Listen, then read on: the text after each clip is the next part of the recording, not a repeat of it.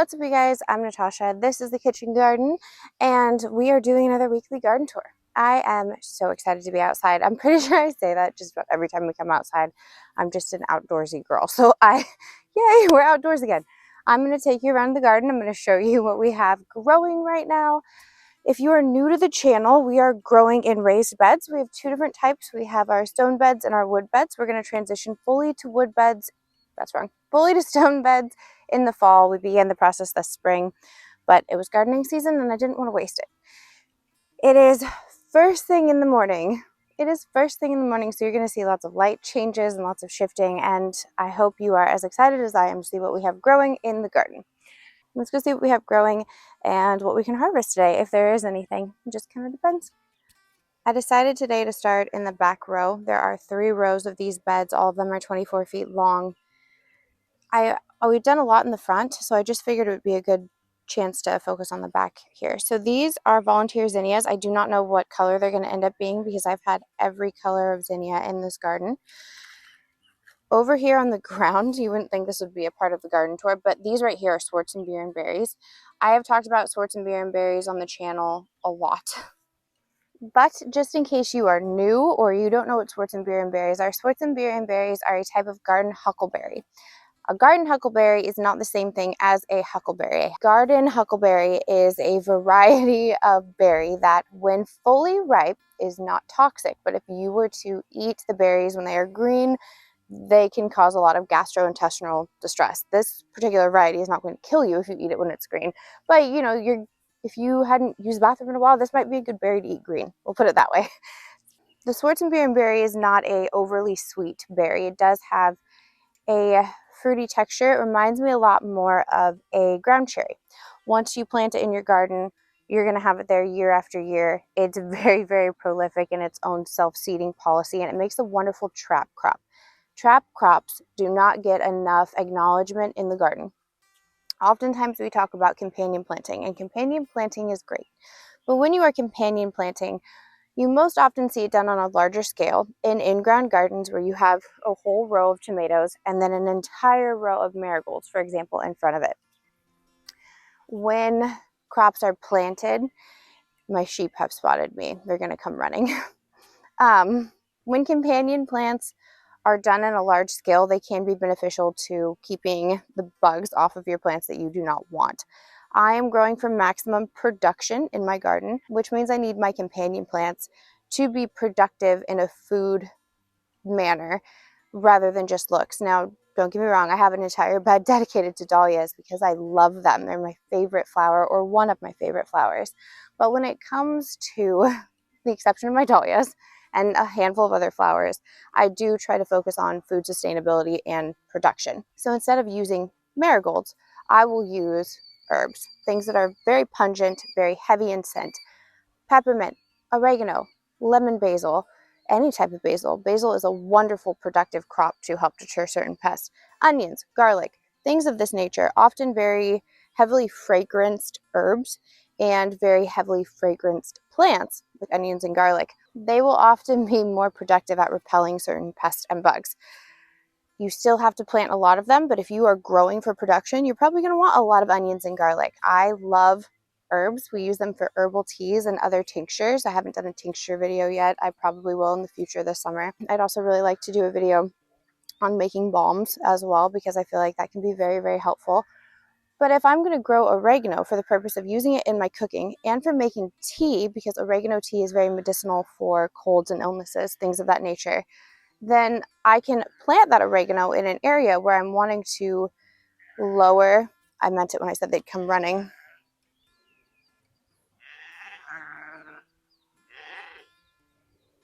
I love you guys too. I don't have anything right now. You're gonna have to wait. I meant, it's very rude to interrupt. I can plant herbs and spices and things of that nature to repel the bugs, and it's always been more productive. Now that I've began a horticultural rant, we're gonna continue, and then I promise we'll do the tour. Trap crops do not get enough. I'm trying to talk, Jackson. Don't be rude. Trap crops do not get enough credit. Trap crops are crops that you're going to plant with the intention of trying to lure those bugs from, say, your tomato to another plant that they're going to find most desirable. In this case, the Swartzberry is one that my leaf-footed nip bugs and stink bugs are going to flock to in droves, therefore attacking the Swartzberries, which obviously means I'm not going to get very many, but leaving my other plants alone more. If you're trying to do organic gardening, something like a trap crop is very, very helpful because it will lower the number of pests that are attacking the plants that you actually want to use. In this circumstance, it's growing on the ground. So right here, this is delicata squash, and then over here, these are garlic plants. We do have less garlic in the garden this year than in years past because when I had planted the garlic in, I hadn't foreseen that we would be redoing the beds, and we did, and we lost some of the plants that we had in here. These plants right here, as we move down, these are early crookneck squash. And then over here we have is gray zucchini. Gray zucchini is very lovely on its leaf foliage. You can see it has this really beautiful variegated pattern on it, which I think is just fantastic. I do sometimes see in gardening groups where new gardeners will post photos of their squash and then they'll be like, oh no, it's wrong with this. That beautiful pattern on your leaves, that right there is just variation of the leaves, often in things like a gray zucchini where the color is typically lighter on your actual squash plant. It's not a dark green black beauty. It's a gray zucchini. It has a variegated pattern on its leaves. It's not something that's harmful. Sometimes people will get it confused with powdery mildew. Powdery mildew, though, is going to cover the entire plant and it's going to have a somewhat fuzzy texture on it. Powdery mildew is a fungus that can destroy your plants. It's something that you can try to treat organically with regular milk treatments. Some gardeners have had success with that. Others say you can spray it down regularly with dish soap. So those are options that you can try if you do end up getting powdery mildew on your squash plants. If you live in a very hot, humid place, it's much more common for you to eventually get that on the plants the longer they've been growing in your garden. Right in the back over here, this is an onion. I'm not sure what variety it is of onion, but you can see it's going to flower. And I'm going to let it. I'd like to collect seeds for that onion right there. And once I've collected those seeds, I will actually take the onion plant out on the bottom and we'll see what variety it is. So we can annotate that. Now my label for this variety of squash right here is gone, but if I were a bedding woman, I'd say it's round zucchini. We'll have to see as those start to come in. Now this batch right here, this is more garlic, but this is my unknown pepper variety area. So you can see the peppers right in through here. One of my kids did come through with a pair of scissors when they were supposed to be pruning the tomatoes, and they got a couple of pepper plants before. I was like, no, don't do that. It's not the end of the world. These will regrow and bush out. Some gardeners will intentionally snip the tops of their pepper plants and then let them bush out, which if you have a long growing season is fine. We have a long growing season. I can do this and I will still get a ton of peppers off of it. I could possibly even get more because in this circumstance, snipping the top off of it is going to encourage the plant to produce multiple branches and then you can get a fuller, bushier, more productive pepper plant. However, it sets the plant back by months. So I do not recommend in any case snipping your pepper plants or topping them if you are not in a long growing season type area. Something to keep in mind. Now, when I say this is my unknown variety of peppers, each year I end up having a bed that has peppers and that has tomatoes where I've lost the labels during the seed starting process. I try really hard not to. Each year it gets better, but I have 5 children and as such they're helpful in the garden and sometimes their help comes with the loss of labels. So this is the area of the peppers where I do not know what they are. I genuinely have no idea, so it'll be a fun surprise to see what comes out of here. Now these tomatoes, you're starting to see little blossoms. These are blue cream tomatoes. These are very, very lovely. My one daughter who despises tomatoes, this is one of 2 varieties that she will actually eat. So that's great. Now as we work our way down, these are all blue creams. And then we have this, I would say like almost 3-foot gap right here where it transitions to yellow pear tomatoes. And this is the other variety of tomato that she will eat. So this is kind of her row of tomatoes. And these are all little snacking tomatoes. You can make a very interesting tomato sauce with these too, though, if you wanted to. Now you can see down here where the plant got pruned and it's starting to regrow its leaves. Once this gets tall enough, I will attach it to the trellis, but we're not quite there yet. I'm going to remove this leaf just because it's touching the ground. This right here is spicy globe basil. I had it planted all in the front of here last growing season, and as such it has returned. Spicy globe basil is it's a bushing type of basil. It stays pretty low to the ground and it forms these really beautiful mounds. So it's a wonderful landscaping plant if you're trying to do seasonal edible landscaping. All right, as we work our way down, I came through and I weeded all of these beds in one morning, which was absolutely foolish. Is that the stem splitting already? Wow.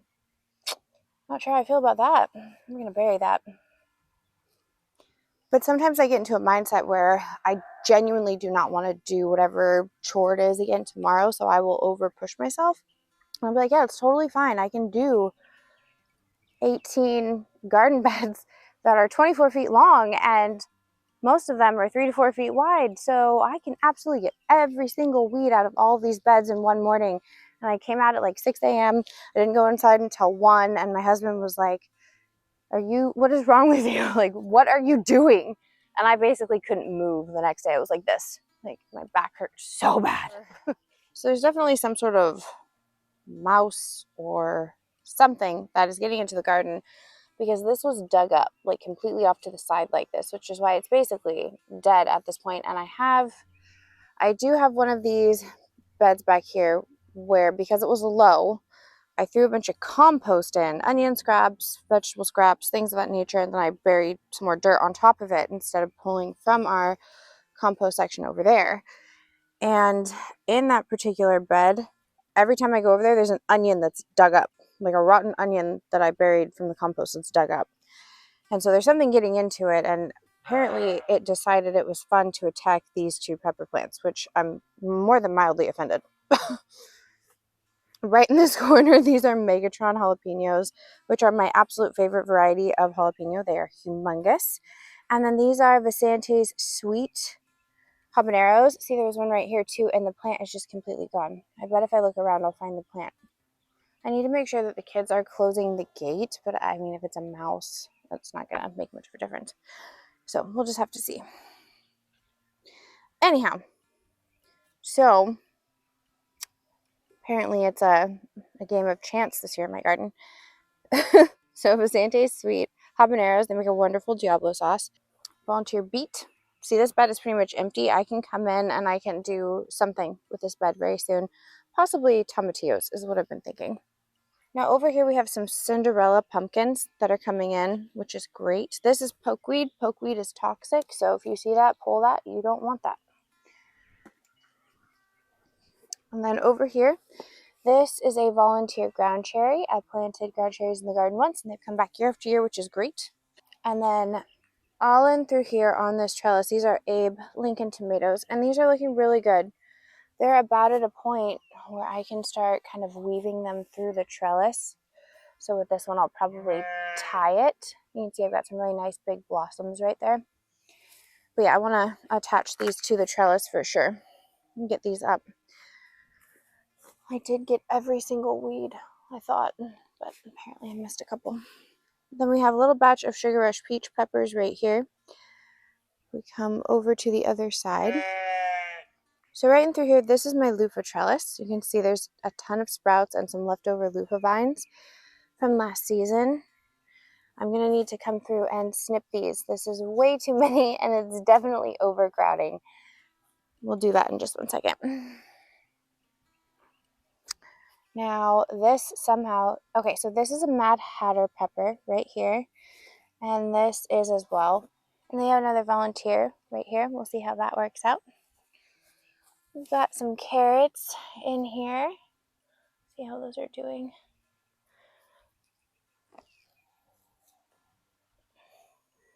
Well, that one's split, but this one looks cute and adorable, so I'll take it. Now, look at that. This was not like that. Okay, this was not my child. This was a bad critter in the garden, like a bunny. Not happy. Not happy with that at all. That's annoying. That's going to be a problem. All right, step one ensure that my children start closing the garden gates. Step 2, mourn the loss of those tomato plants. They're not really going to die, but again, because they were topped, they're going to have a whole new growth period that they're going to grow through, where they're going to need to branch out before they will produce tomatoes. Just because they're topped isn't the end of the world, but it's definitely going to set them back, and I'm more concerned about the remaining plants in my garden. Peter Rabbit and I are not friends. I think it's Peter Rabbit. We'll just have to see, but I'm offended.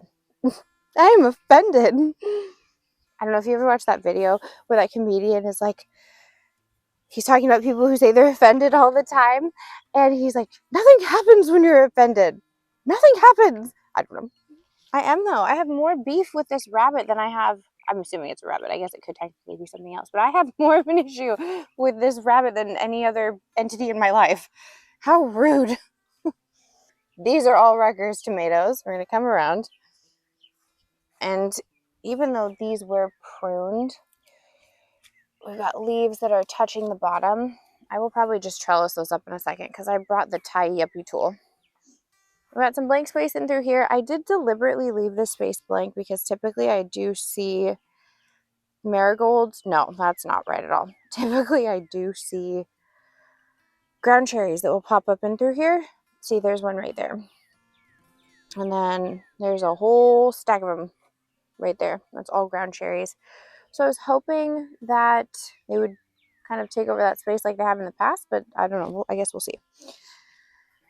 Now in through here, we've got red warty pumpkins. They kind of come all the way down here. I will have to thin these out a little bit if the plants grow and do well, but I was anticipating loss, so I kind of overplanted. And then these are winter luxury pumpkins right in through here. And then there is a handful of porcelain princess pumpkins, but you can see these kind of thinned themselves out already, which is what I was anticipating. All right, over here on this side, this is the potato bed and Rudbeckia family flower bed. I'm going to jump over to the side really quick just in case you haven't seen this before. But these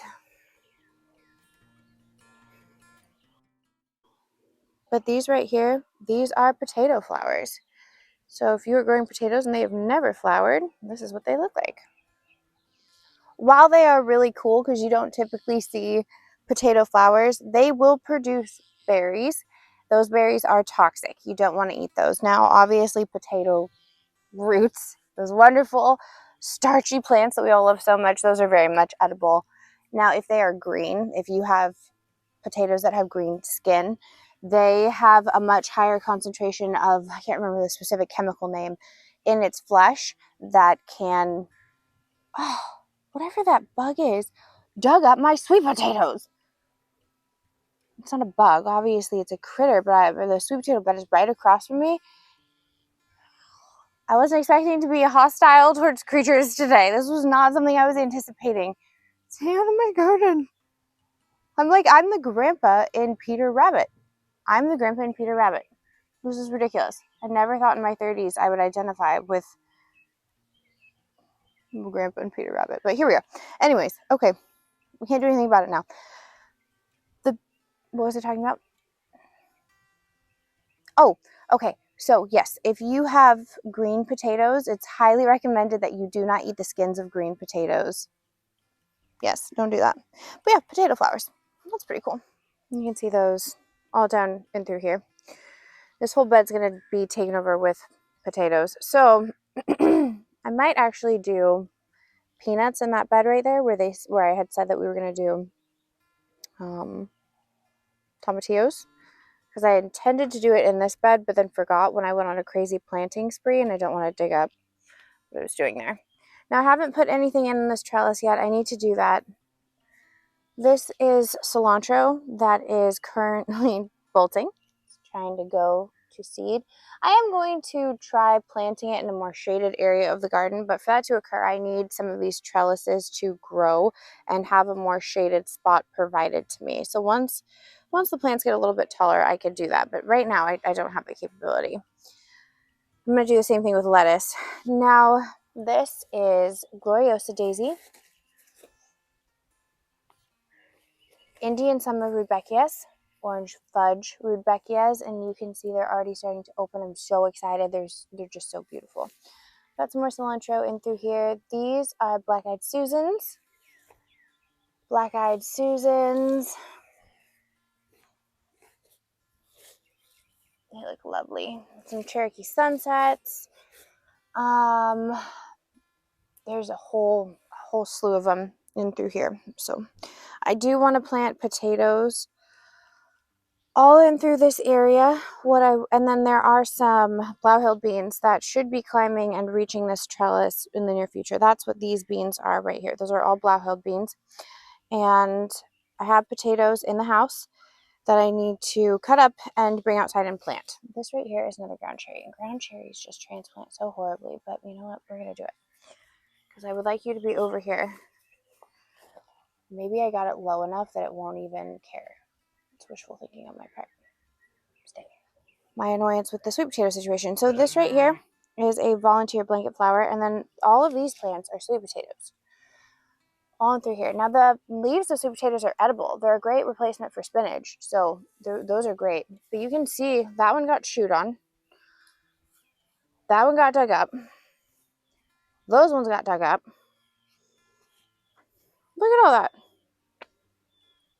Yikes. Okay, all in through here, these are Brassicas. I'm letting them go to seed at this point. I don't expect much of a harvest on them. Like this right here, this is Waltham 29 broccoli, and I need more broccoli seeds. So by letting it go to flower, it's a self-resolving situation. I'm a big believer in sustainability and harvesting seeds when you can. Over in through here, this is kale. This is a red Russian kale, which is starting to bolt, which I'm actually really excited about because I have no kale seeds at all, really. So that's great.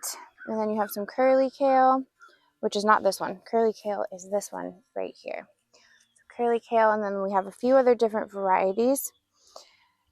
I think that's awesome. I am going to have to come through and deal with this in a second. Now over here, we have some, I want to say these are Blue Lake pole beans. Yep, coming up in this bed here. And then on this side as well, I'm going to need to take the netting off of this. Well, I mean, maybe you'll be able to see it okay. That's definitely not a chocolate bell pepper. So this section in through here, these are Cinderella pumpkins, which can get quite large. And then you have a green striped cushaw. These right here are jack-o'-lantern pumpkins. And then you have Jarrahdale pumpkins. And as you can see, there's a bunch of netting on this. My plan for these pumpkins is to keep the bed covered long enough for the pumpkins to grow. I have zero issue with the pumpkin plants spilling out and almost overtaking this whole section. I can give up mowing it. It can just be a pumpkin hoopla, and that will be fine. Like, I have no issue with that. We don't really use this gate to go out to the pasture. We typically use the big red gate over there. So this area can be completely taken over by the pumpkins. I'm putting the netting on, and then once the pumpkins grow large enough to start to spill out of the bed, I'm not going to worry about keeping netting on them. We battle with the squash vine borers every year. I've tried just about every single method under the sun. When it comes to summer squash, which is things like your early crooknecks, your zucchinis, those are considered early squashes. They don't have those hard rinds for storing like pumpkins, a lot of varieties of pumpkins, which are considered a winter squash. With my winter squashes, they take a longer period of time to grow, so I very much struggle with actually getting anything substantial from our pumpkins. Things that are quicker producers like Long Island cheeses typically do somewhat better. I've had good success with spaghetti squash and with butternut squash. And I've also tried a few other varieties that are decent, but I'm going to keep these covered until they get large enough to start spilling out of the bed, and then I will let nature roll its dice, because at that point I'm hoping that the roots will be sustainable enough that if the plants get attacked by the vine borers, that the plant will be productive in putting out new roots, because pumpkins will put roots down along the entire vine where they're going. So if one portion of the plant gets attacked, if the plant is mature enough, it can still create new vines and therefore more fruit. That's my hope. Every year in the garden, I tend to do a series of horticultural experiments and document the outcome because I find the process exciting. I don't know. Last year I did an entire study on the rate in which blight reattacks tomato plants that have been cut down and if you have fruit production. I haven't ever published any of it. I keep it for myself. Maybe I will in the future. That's not really my focus right now. I'm kind of focused on surviving motherhood with 5 kids and like the pandemonium that comes with that. And then in the future, maybe I'll go into those things. But because I love it so much, I can't help myself. I can't give it up. So I spend a lot of time also reading different horticultural journals and things of that nature. At this point, we'll see how this works out. It'll be a fun experiment. I don't typically like to cover any of the plants though because of the fact that they require pollination. Now ants, which are a pain in the butt, especially the red fire ants, they do pollinate. When they go across your plants attacking aphids and small critters like that, they will bring bits of pollen with them and they will pollinate. And there is a chance that we can get some amount of pollination on these. I'm not expecting a high volume of that though, so I imagine that once they start to sprout, we will have a much higher variety of pollination among the plants. Okay, now that we've done the entire back row, I'm going to go through and I'm going to do some of the things that we talked about because it'll just be easier for me. Seth was like, do not spend 4 hours in the garden when you exhausted yourself last week. We had project week last week. Put flooring down in one of the rooms and trim, and we painted, and it was just, we moved one, it was a crazy week. So I'm recovering from our vacation. It's just terrible. Okay, snappy tool. It's definitely worth noting that the tomato plants that were attacked were the ones that were not surrounded by garlic. So, fun facts.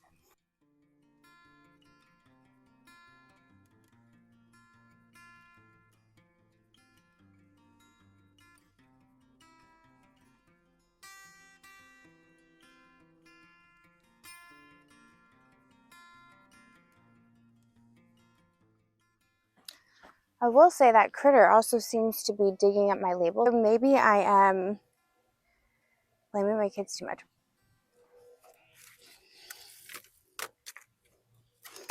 That's okay. My son blames me if, his t-shirt doesn't fit right. So I think we're even. Should we check the rest of these carrots? I don't know what the right answer is. I think yes. That's pretty. Okay, well, I clearly didn't check that one first. I should have thought about my decisions a little bit more.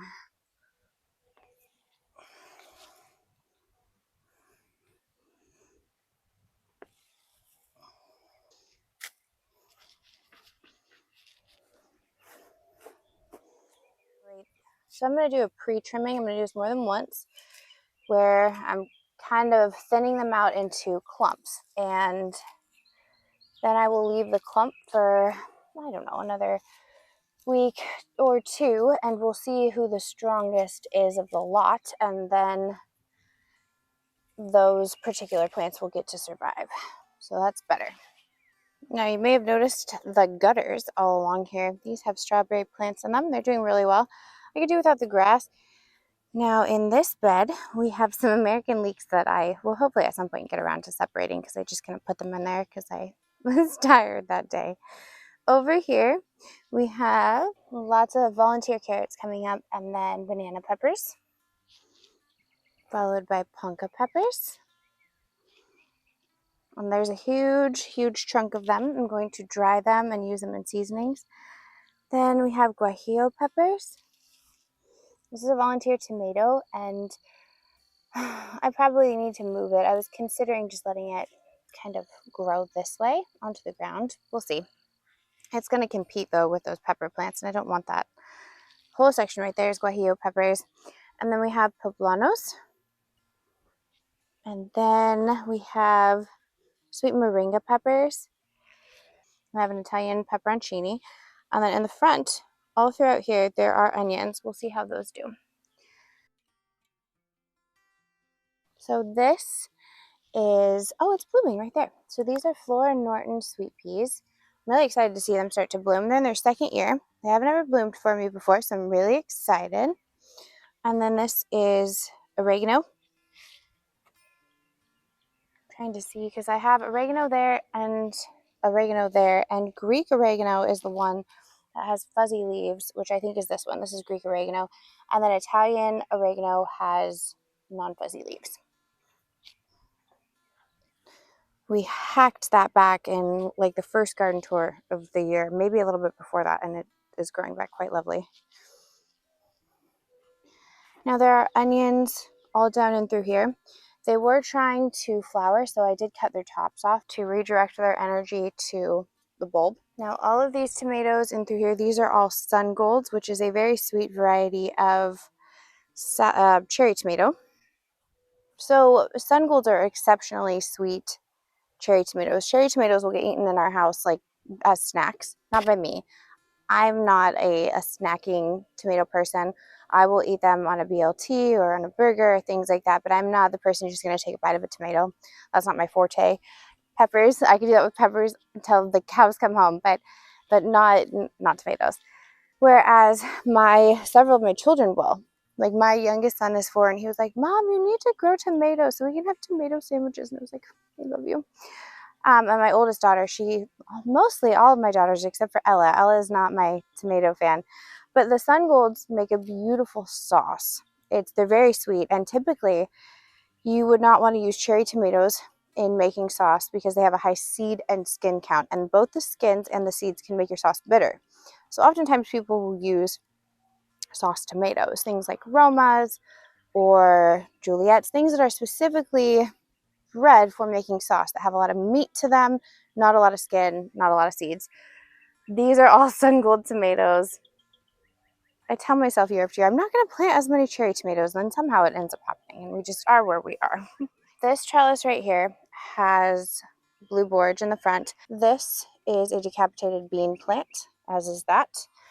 And this is one that's just been straight up dug out of the ground, as well as decapitated, so that's very rude. I will not throw a tantrum. I will not throw a tantrum. Here's another one. What a hateful little cow to dig up the plants as well as eat them. Like, what did they ever do to you? At least if you're going to eat them, but don't dig them up. That's just rude. I wouldn't even be here if it wasn't for me. Rude. So these are beans. These are bush beans that are starting to go to flower and being brutally mauled by a small furry creature. Hopefully this stops in the near future. And then we have onions all in the front. Now this trellis has tomatoes planted on it, as you can see. And once this is my unknown row of tomatoes. So just like we had the unknown row of peppers, this is the unknown row of tomatoes. We're just gonna have to see what mixes and matches we get in through here. And then these are different types of rudbeckias at the base. Now this trellis right here, which also has a spider dangling from it, so I'd like to not walk into that if possible. There is perennial Malabar red spinach right there. And then this is the trellis that I have succumbed to the passion fruit. I haven't told the passion fruit story in a while, so I figured I would share it with you. I want to say my second I think it was my second year here. I don't know. One of my earlier years on the property, I had been looking into different plants that I wanted to grow, and I really wanted to grow passion fruit. So I ordered passion fruit starts because I had read that passion fruit seeds are very, very hard to germinate. So I had ordered passion fruit starts, and I had planted them, and they died. I was very sad. And then that same year, I started having these vines pop up everywhere, and I was like, hey, wait a minute. That's passion fruit. South Carolina has native passion fruit here. So I felt like, oh, I had this little blessing that was given to me because my passion fruit had died and this native passion fruit had taken its place. And it grows wonderfully. It's so productive. The fruits are very, very unique. I had a very different thought process of what passion fruit was going to taste like because, you know, you have like candies or little treats that say they're passion fruit flavored and you're like, oh my gosh, this is exceptional. Well, eating a passion fruit is very different because it's kind of like eating a pomegranate where it's a seed that is encased in gel, but unlike a pomegranate, which is exceptionally sweet, pomegranates are my favorite fruit, followed by raspberries. I really like raspberries too, but pomegranates are my favorite, and they have this interesting tropical flavor to them that's just, I feel like it's kind of an acquired thing. My kids actually really like to eat them slightly underripe because they taste like a lemon pomegranate, which is it's kind of where we typically eat them. When they're very sweet, they get very gooey almost. So, but I give this trellis over to the passion fruit every year. We have a native butterfly out here that will only feast on the passion fruit, so I fully plan on letting it have a good bit of that. But I pull passion fruit out of here like weeds. So right in through here, these are royal burgundy bush beans that are being mistreated and abused, but that's okay. Hopefully they'll make it. And then obviously we've got more passion fruit vines in through here. And as we come down, we do have a little section of the yellow wax bush beans. There's more blank space. I have to get out here and plant this blank space. I'm probably going to shoot to do it next week just because I need a recoup week. I need a recoup week. So these are cabbages right here. I don't know how much we'll get on any of these cabbages just because like this is a really teeny tiny little one I could possibly take. The brassicas are one of the first things to get devoured in my spring garden. You can see there's a good bit of leaf damage on some of these already. So I'm not really sure if we're going to get much off of these. I'll let them stay here as a trap crop. Hopefully I'll get a little bit. And then when I finally get out here and plant the rest of this bed, then I'll take these out if I need to. This is Paris Island lettuce, which is my favorite variety of lettuce. It was grown and developed here in South Carolina. And whatever's been enjoying the garden also enjoyed some lettuce. So clearly they have great taste. I was going to let this go to seed anyways, so as long as it doesn't wipe it out, if it doesn't decapitate it and not give me a chance to save the seeds at least, I won't be too bitter, but I'd like it to not ruin all of it. And then you can see it also had a light dinner of cabbage. So this is the devil plant that I was talking to you about. This is nightshade right here. Not only is it thorny and rotten to get out of the bed, it grows through rhizomes under the ground. It's toxic. All parts of it are toxic if eaten, and even the underside of the leaves, I don't know if you can see that, have thorns. And there are thorns also on the top part of the leaves right there. Like this whole plant is basically saying, stay away from me, I'm here to harm you. So I'm going to have to dig that out of the bed, but I keep digging it up. It just wants to come back. I'd make a joke about how it's there in case anybody crosses me. Then I'm sure somebody would take that wrong, or YouTube would be like, or I don't know. I'm not sure anybody would believe me anyways. All right, this bed, all in the front, there are solar flare tomatoes, which is a hybrid variety of tomato, again for sauce, because we do like to make all of our tomato sauces for the year. Spaghetti sauce, vodka sauce, bolognese sauce, barbecue sauce. We like to make all of those things, and I did do a lot of hybrid varieties of tomatoes in hopes that we would get a better yielding this year. This is a green, I'm not sure what variety of pea this is, but we've got some peas over here. I love peas. I don't expect to get a ton based off of the spring being so warm, but I'm excited anyways. The tomatoes look like they're doing okay for right now. This is a butter bib lettuce. This is purple opal basil, looking awesome. Now over in the front, here and here, this is the mystery melon that I've talked to you guys about multiple times. I'll need to thin this out as well. And then right there, there is some white horehound, which is very medicinal. This trellis has a handful, a very small handful, I think 1, 2, 5 tomato plants on it. So I could probably come through and plant something else in here. This is one of the other most empty beds that I have. So I really do need to get out here and plant the rest of this. But all in through here, lime basil, which is one of my favorites. You can see all these starts, all these little green things coming up. This is all lime basil. So we are going to be making a lot of lime basil tea and lemonade, and it's just going to be a lime basil season all in through here. This is an artichoke plant. The ones up in the front of the house have started flowering and producing artichokes. I'm going to go check on those in a little bit. Now, again, I have to plant something on this trellis, but I did put plume celosia all along the perimeter of this bed. And then these are watermelons. I believe these are, let's keep going. Okay, label is no more. And then there's a few volunteer carrots. So I need to, maybe I'll do the tomatillos in this bed. That might be a good idea. Now this bed has Haramadu melons on it. Here and here. And I'm going to need to thin those. All in through here, these are Prescott Fond Blanc melons. I bet you can guess what I'm going to say. We're going to need to thin these.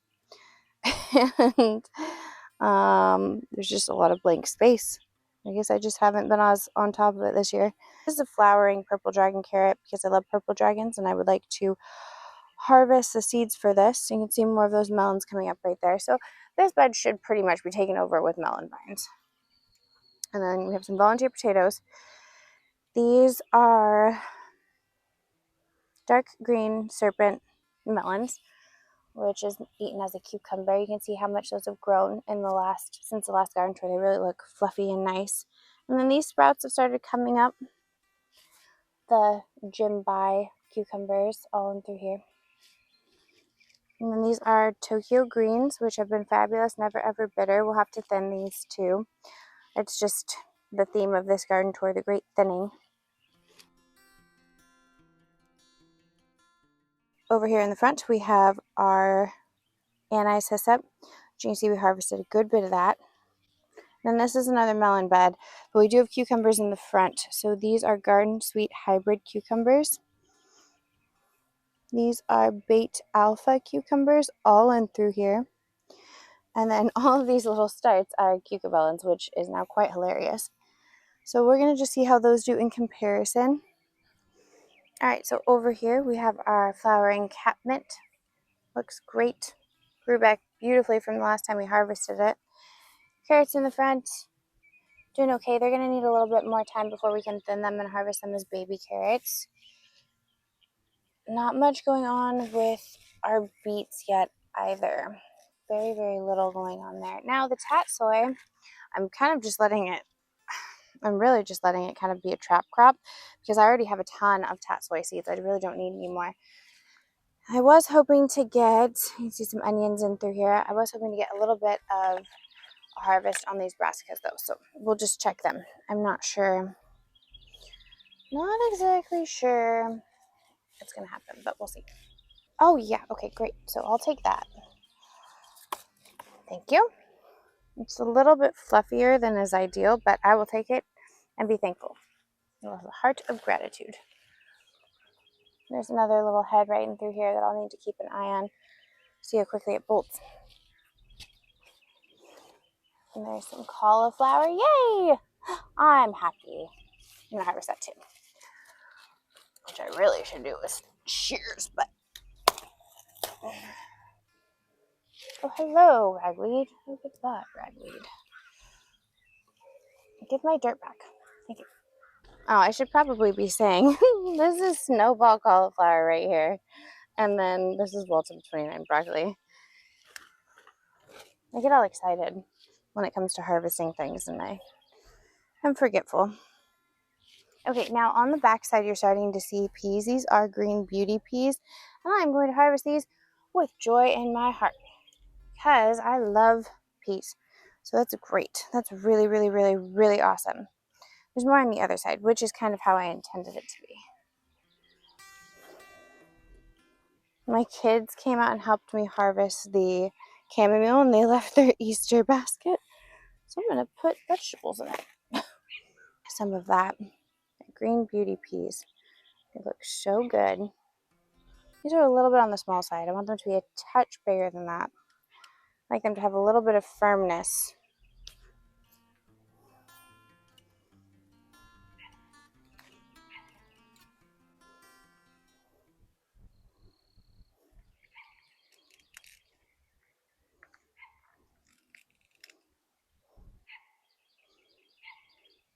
At this point, I'll have to start watching the peas just about every day.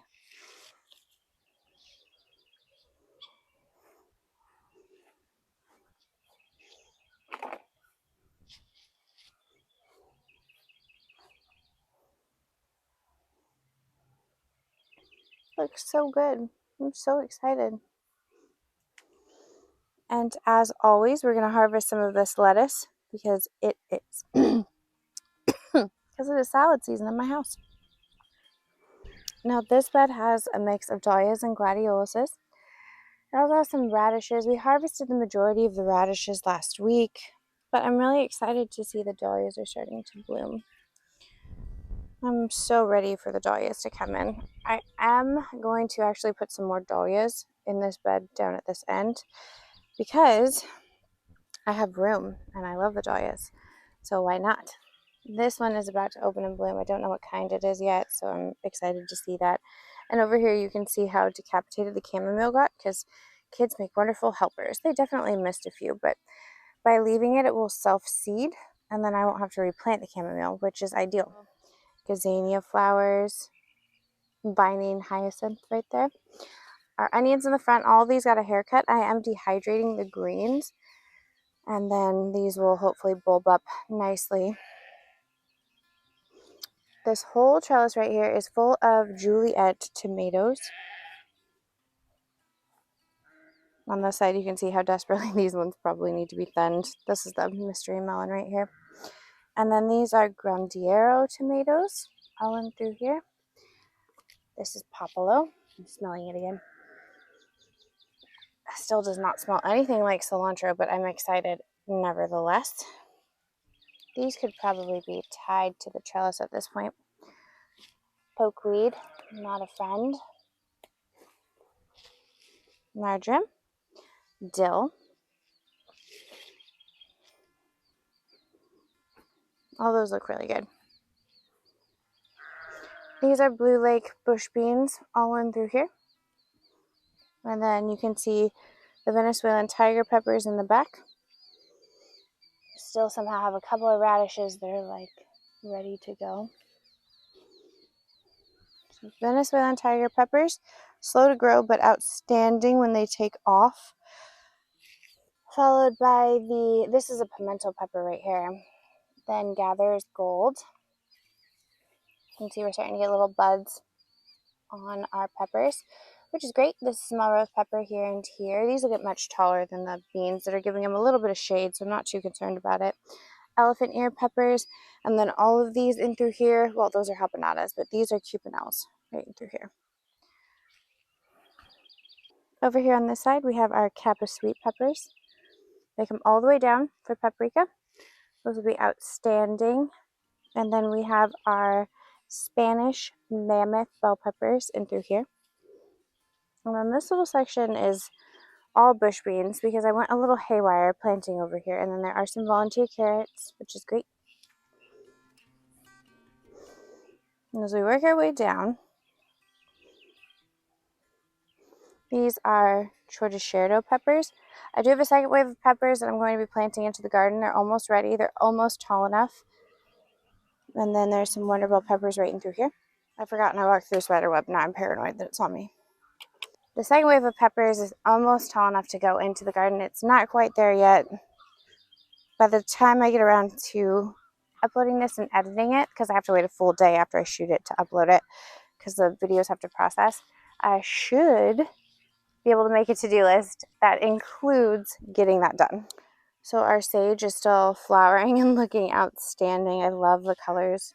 And you can see the tarragon is finally giving up its pout. It's accepting that it's been transplanted. Tarragon is a great herb to grow. It's wonderful.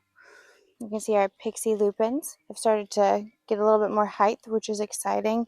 That is a butterbib lettuce right there. And there are several butterbibs underneath the McKenna giant columbine. This bed has a lot of dahlias in it.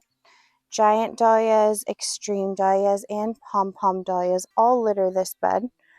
And then over in through here, this is the Clarkia flowers. I'm going to harvest these. I'm really excited about the Clarkia flowers, and they're supposed to do really great if you cut them, because then they'll bush out and they'll grow more. And I just really like having flowers in the house on the table. And it might be a little early, but I'm going to harvest these and put them in the kitchen, and I'm thrilled about that. I'm ready. I'm going to harvest these all the way down at the bottom. I'm going to remove these bottom leaves. But by cutting these off at the base, it will encourage them to bloom more. So I won't get any flowers for a little while. with these, but that's okay.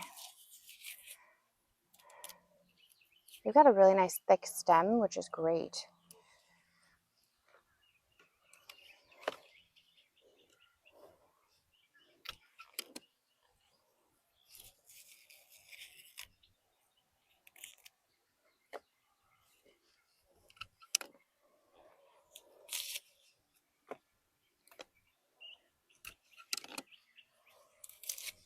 This will definitely set back their growth for a while, but that's okay.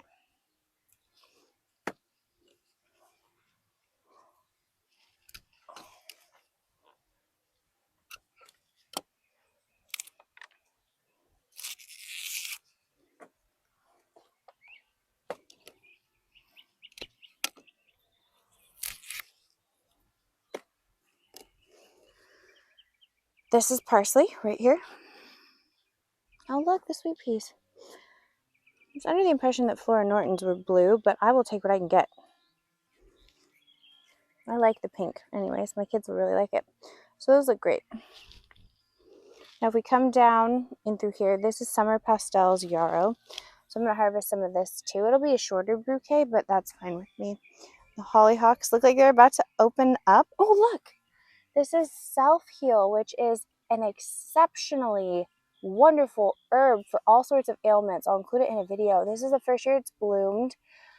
I'm not going to harvest these blooms, but I am so thrilled to see that these have flowered. That's just great. Blanket flower. I might even take you up to the front of the house. I don't know. All through here, there's asparagus that's flowering. Then you can see the echinacea is coming in. This is one of those columbines right here. It's really pretty. Oh, I just knocked it off. Sorry. Why don't you self-sow some more flowers over here? Goodbye, ragweed. This is celery that has gone to seed. We have daisies, Shasta daisies. Yeah, these are smooth. So this right here, this is my Italian oregano. More rudbeckias and crazy daisies. This is chives and valerian that is flowering. Maybe we'll go for a little walk. Just because most people who view the YouTube videos don't actually make it to the end, so I'm like, I'm just gonna take you for a walk. You can see some extra stuff. Like, let's go to the front of the house. We don't typically do that. I don't even typically talk about the sides over here. So after pruning the knockout roses, you can see that they have rebloomed with vigor. This is lemon balm. Lemon balm is one of my absolute favorites. So I think I'm going to harvest some of this because, again, the more you harvest it, the more it's going to bush out and do its thing. That is spearmint down there, which to me just smells like gasoline.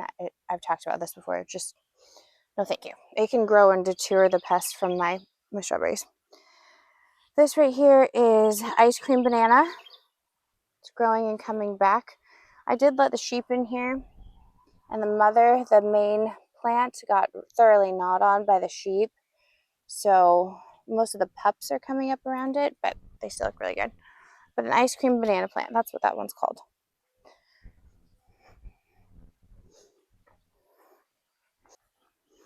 So this little guy, this is one of our peach trees right in through here. Last year we got one peach. Whereas this year we have several. This is still a baby, it's still a little tree. But I'm excited to see how it does. I would be thrilled to get more than one peach this year. I am considering harvesting some of this Carolina jasmine and drying the flowers because I'd really like to infuse the vanilla scent into different soaps and things like that, but I have to prioritize the workload, and I'm just kind of enjoying the scent of it all. But I've thought about doing that many times. It's just, we get really busy this time of year. You can see the blueberries are doing good. I do have to cover the blueberries after they've finished blooming, because if I don't, the birds will eat all of the blossoms and then I will be very sad. So we have a couple of blueberry bushes. They get bigger and bigger every year. I'm hoping that eventually they just become monsters and take over the world so I can have blueberries in the freezer. This little sunchokes. Sunchokes, or Jerusalem artichokes, are a wonderful sustainable crop used in replacement of potatoes. They're excellent. I've given this entire little bed over here to the sunchokes. They have these gorgeous flowers that look like really tall sunflowers, so I'm fine with them being over here. And I just, yeah, they're awesome. I didn't actually harvest them last year. I just let them have a growing year, and I'll harvest them this year. This right here is one of 4 pomegranate trees here, and then we've got several more kind of going down this way. These beds were put in when we first moved in because I didn't have the garden built yet, and I had to have something to grow in. Otherwise, I would have gone crazy and annoyed everybody. So this has nothing in it really. This is some winged sumac in it that's a good, like I was intending to kind of plant it on the front fence over there as like a privacy thing. I just haven't done it yet. And then all sorts of stuff over here. Now, over on the side, there are some artichoke plants, but these are babies all in through here. They're not really doing much. Whereas in the front, there's just a riot of different things. So we have blanket flower, obviously our knockout roses. This is Dusty Miller. And then we have some elephant ears. All of these tall green things that look like grass, these are actually gladioluses that are growing. And then some of our smaller pink roses. These are all zinnias right in through here that are going to grow. All of those are zinnias. Now we have to kind of venture into this area a little bit. So then over here we have blanket flower and bachelor's buttons. These are the artichokes. They're starting to get a little wide, so I'm probably going to harvest these little things. Or I might just let them go to flower, just because they're a little small still, but I don't know. They'll get bigger each year that the plant grows. I may just let them bloom. We'll just have to see. That's a wasp hanging out on one of them right there. And then this is Wonderberry, which is a wonderful edible berry that I will show you when it fruits. It's got really beautiful pink fruits on it. That is another variety of blanket flower, and these are all gladiolus bulbs. These are all zinnias and through here coming up. This is a mum that I planted that we bought from the store last year for a trunk or treat festival, and I planted it in the ground and it's blooming now. It looks really good. This is shimmering spiderwort. And then the lilies are finally starting to bloom. I feel like they've taken a really long time this season. I'm patiently waiting for those. This is blanket flower. No, this is basket flower is what this is. And then, gosh, what is the name of this? I always forget this one. I can't remember it. I'll type it into the description box, but essentially it looks like a crazy wild Alice in Wonderland bloom. It's awesome. Lots of lamb's ear. These are all peonies right here. More lilies and drumstick flower. I mean, so this whole section is, oh, I didn't even tell you, that's rosemary back there by the artichokes. And then you can see the petunias are all coming up and in through here with rudbeckia. So it's just a riot of different plants and colors. And these monsters right here, these are our apple trees here and here. I don't actually see any fruit on them at the moment, so hopefully I spot that in the near future. Otherwise, I'll be very sad. But now that we just went, oh, and then there's a pawpaw tree right here. But I had 2. One of them died, and pawpaws will not fruit without a mate, so I have to get another one for that. And then this is another pomegranate tree here and here and here. So yeah, lots of fun stuff growing over on the side that you guys don't typically get to see. It'll look even prettier as the season grows, which is exciting. I could harvest the rosemary and things like that, but I just did it recently, so I don't know. I keep trying to tell myself, you don't have to do it right now. You can just take it easy. You can harvest it later. But then I'm outside and I'm like, why shouldn't I just harvest it now? Like, I'm already out here and there's not as much of other things. It's a conundrum. I am going to take some of this lemon balm though, because I love lemon balm. Especially in teas.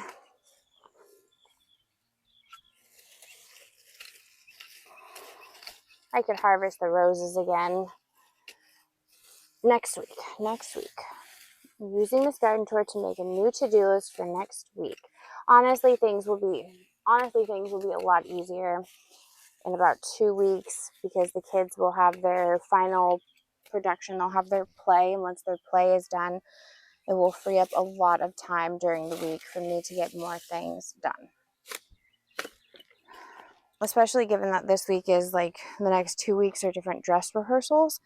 And since they're different dress rehearsals, their classes have been extended, and it's far enough away that it's not one of those situations where you can drive and drop the kids off and then come home. So maybe though, because it's an extended week, I will be able to. We'll just have to see. It's getting warm out. I'm glad that we did this early.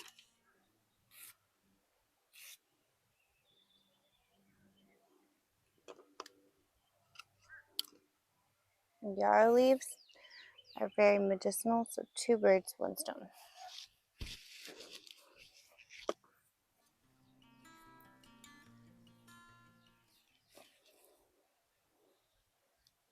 I'm not sure I'm in the mood to harvest that one.